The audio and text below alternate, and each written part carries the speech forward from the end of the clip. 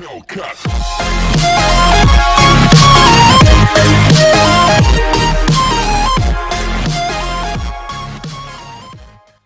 Students, I am Saloni and welcome back to the channel diamond star. और आज हम इस वीडियो में पढ़ने वाले हैं sources of recruitment of employees की।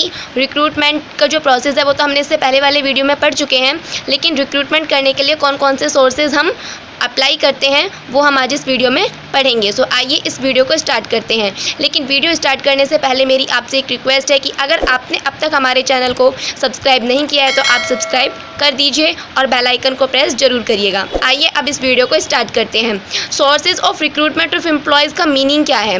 देखिए सब, सोर्सेज ऑफ एम्प्लॉय जब हमने इससे पहले वाला वीडियो पढ़ा था तो उसमें क्या था कि हमने पूरा रिक्रूटमेंट का प्रोसेस पढ़ा था। तो उसमें एक स्टेप आया था, सेकेंड स्टेप था रिक्रूटमेंट के प्रोसेस में identify of the sources of recruitment, कि हम रिक्रूटमेंट किस सोर्स से करें उसको आइडेंटिफाई करना है। जो सोर्स ऑफ रिक्रूटमेंट है ये एक बहुत ही इंपॉर्टेंट स्टेप है, क्योंकि इसी पर पूरे ऑर्गेनाइजेशन की सक्सेस और फेलियर डिपेंड करता है। ठीक है, अगर पर्सनल मैनेजर ये इस सोर्स को आइडेंटिफाई करने में फेल हो जाता है सो वो कभी भी एक अच्छे एम्प्लॉयज़ अपने ऑर्गेनाइजेशन के लिए आइडेंटिफाई या फाइंड नहीं कर पाएगा।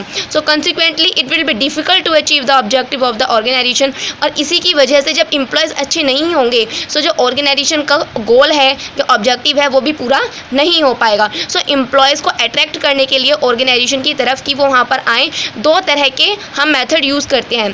पहला हमारा सोर्स है इंटरनल सोर्स एंड सेकेंड हमारा सोर्स है एक्सटर्नल सोर्स। तो आज हम इस वीडियो में जिस सोर्स के बारे में पढ़ेंगे वो है हमारा इंटरनल सोर्स। तो पहले इंटरनल सोर्स ऑफ रिक्रूटमेंट क्या होता है इसकी डेफिनेशन देख लेते हैं। तो जैसा कि आपको ये टूल किट 5 दिख रहा होगा, इसमें एक इंटरनल सोर्स ऑफ रिक्रूटमेंट की डेफिनेशन दी हुई है और ये बहुत ही ईजी लैंग्वेज में दी हुई है, ये बहुत ही हेल्पफुल रहेगी आपके लिए। So internal source of recruitment refers to inviting applications for filling up the vacancies from candidates within the organisation. Internal source of recruitment एक ऐसा प्रोसेस है जिसके अंदर जो हमारे ऑर्गेनाइजेशन में वैकेंसीज खाली हैं उनको फिलअप करना है। तो हम उसके लिए क्या करते हैं, कैंडिडेट को इनवाइट करते हैं। कौन से candidate? Within the organization, जो पहले से ही हमारे ऑर्गेनाइजेशन में वर्क कर रहे हैं। अब आप सोच रहे होंगे जो पहले से ही हमारे ऑर्गेनाइजेशन में वर्क कर रहे हैं हम उनको दोबारा कैसे रिक्रूट करेंगे? सो इसके लिए 3 मेथड्स हैं, उनको देखते हैं। आइए, in case of internal sources vacant post are filled with employees available within the organisation. Internal sources में जब हमें कोई वैकेंट पोस्ट फिल करनी होती है तो हम उन्हीं एम्प्लॉयज़ को लेते हैं जो पहले से ही हमारे ऑर्गेनाइजेशन में अवेलेबल हैं। सो इसके लिए 3 मेथड यूज़ करते हैं हम। First transfer, second promotion and third lay off. देखिए ट्रांसफ़र में क्या होता है। Transfer it refers to the transfer of an employ from one department to और branch to the other department और branch on the same post. Transfer में क्या होता है कि किसी एक ब्रांच या किसी एक डिपार्टमेंट से हम एक एम्प्लॉय को दूसरे डिपार्टमेंट में या दूसरे ब्रांच में ट्रांसफ़र कर देते हैं सेम पोस्ट पर।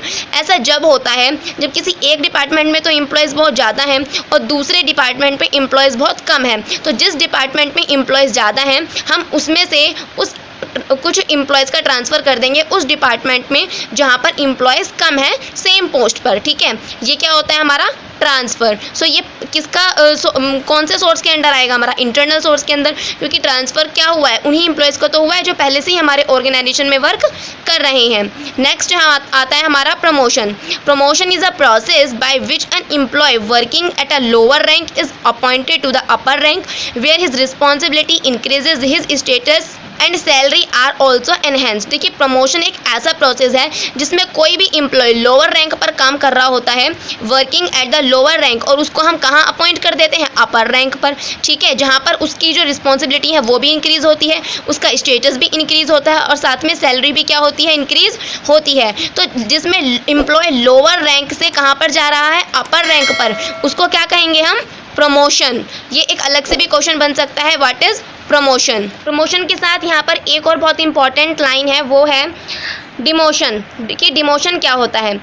A post can be filled by sending an inefficient employee at some lower position. It is known as recruitment by demotion. देखिए प्रमोशन के साथ साथ कभी डिमोशन भी हो सकता है। ठीक है, अब डिमोशन कैसे होगा? Post can be filled by sending an inefficient employee. कोई ऐसा इनएफिशिएंट एम्प्लॉय जो अपना काम ठीक से ना कर रहा हो या काम करने के लायक ना हो, जिस पोस्ट पर हमने उसको असाइन कर लिया है, ठीक है, सो हम उसको उस पोजीशन से हटा के कहाँ पर ट्रांसफ़र या करेंगे उसका लोअर पोजीशन पर। कहाँ पर? लोअर पोजीशन पर। वो अपर पोजीशन से लोअर पोजीशन पर आ रहा है कोई भी एम्प्लॉय, तो उसको क्या कहेंगे हम? डिमोशन कहेंगे। नेक्स्ट एंड लास्ट है हमारा lay off. It refers to the temporary separation of the employee from a employer on the initiative of the latter। देखिए ले ऑफ में क्या होता है, हमारे कुछ एम्प्लॉयज़ या कुछ वर्कर्स ऐसे होते हैं जो जब हमें ज़रूरत होती है काम करने की या काम की मतलब वर्कर्स की ज़रूरत होती है, सो हम उनको अपॉइंट कर लेते हैं, लेकिन जब काम ख़त्म हो जाता है, काम नहीं रहता, तो हम उनको अपने ऑर्गेनाइजेशन में रख कर क्या करेंगे? सो हम उनको कुछ टाइम के लिए क्या कर देते हैं? वहाँ से हटा देते हैं और उनसे कहा जाता है कि हम आपको बाद में दोबारा अपॉइंट कर लेंगे जब हमारे पास ज़्यादा काम होगा या आपकी ज़रूरत होगी। ये ले ऑफ जब होता है जब लैक ऑफ वर्क मींस काम की कमी हो जाती है। ये सीजनल जो हमारे वर्क होते हैं उनमें भी हम इस मेथड को यूज़ करते हैं।